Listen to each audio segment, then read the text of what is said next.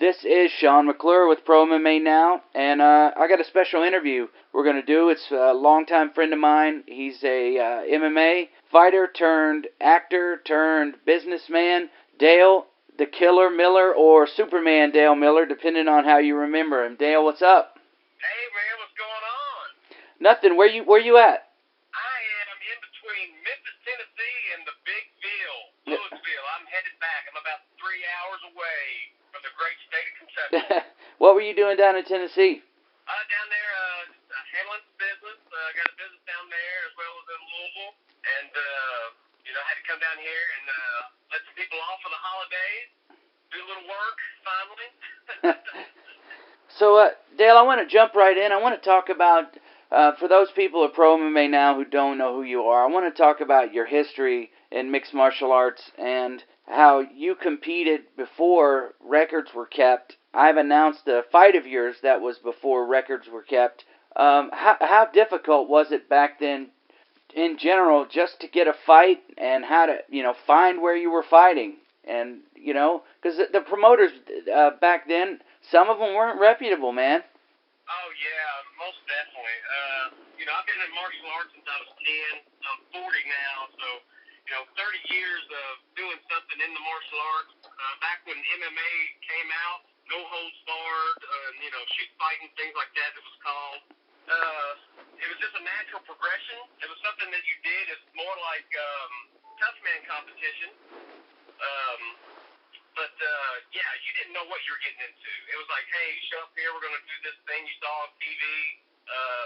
Don't know who you were fighting, what it was, but most of them were, 8-man tournaments. You fight 3 times in one night. You talk about a career, basically my career was 7 days. If you look at it, it's like 7 different times you were fighting, but, you fought 3 times that night. Now guys are fighting 10 years and doing 8 fights, Yeah, well, back then too, Dale, I think I remember you went to a tournament, one of the belts you earned. It was like a full contact, like traditional martial arts, and then the last fight was a mixed martial arts fight or something, because back then it was a featured attraction. Am I right?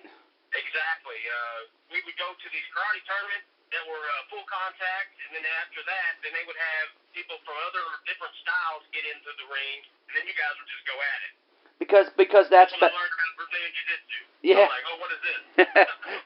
But I mean that's you had a good wrestling base and you had a good instructor in John Mason. Can you talk to us a little bit about the style and your master? Grandmaster John W. Mason, was a revolutionary in martial arts, at least to the people the lives that he touched. Unfortunately, he passed away 2 years ago and left a void that can probably never be filled, at least to me. It's kind of hard when you have a sensei that's been like a father to you for 20-something years, and he leaves.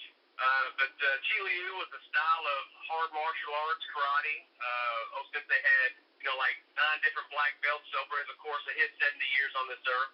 And he come up with his own style of martial arts and, proved it to the world, and, I was fortunate enough to be a part of it.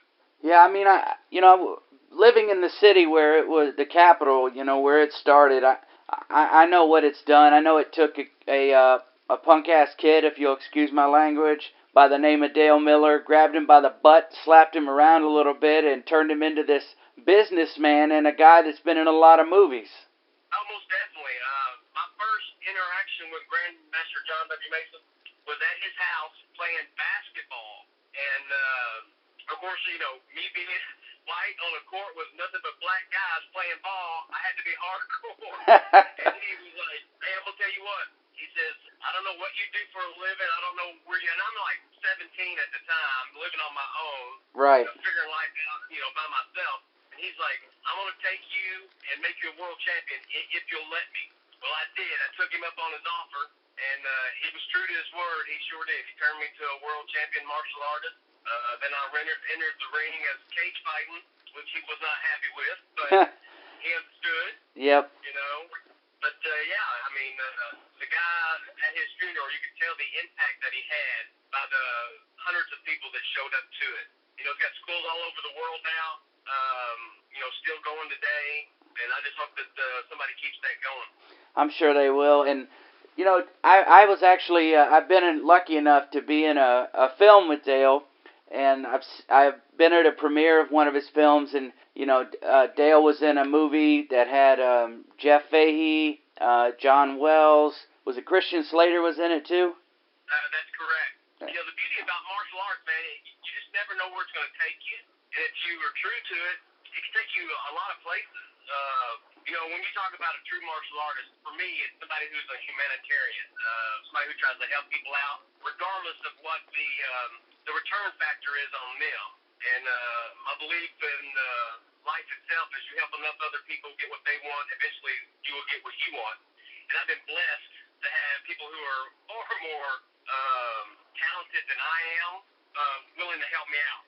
You know, I got on that movie with Hatfield and McCoy, you know, due to the fact that I met Fred Olin Ray, the director of that film, at Fright Night Film Festival, which was put on by my good friend Ken Daniels. Where you are a rock star, by the way. I try to be, man. I'm trying to be the underachiever Norman Reedus. You know?